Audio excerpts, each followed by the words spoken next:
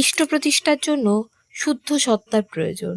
শ্রী শ্রী ঠাকুর কথা প্রসঙ্গে বললেন, জগতের কল্যাণের জন্য আরও বহু শুদ্ধ সত্তার প্রয়োজন।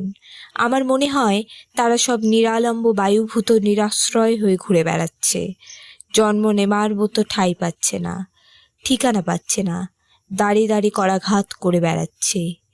যেখানে নিষ্ঠা নেই, পবিত্রতা নেই, সদাচার নেই, সংযম নেই, বিহিত সুসংস্কার নেই, সেখানে তো তারা আসতে পারে না।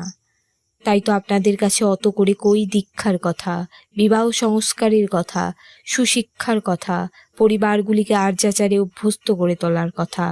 সাত্ত্বিক আচার, নিয়ম, বিধি বিধানগুলিকে যদি রিভাইভ বা পুনরুজ্জীবিত না করেন, তাহলে কিন্তু শুধু ফিলোসফির লেকচার ঝেড়ে কাজ হবে না। আলোচনা প্রসঙ্গে চতুর্থ খণ্ড থেকে সংগৃহীত।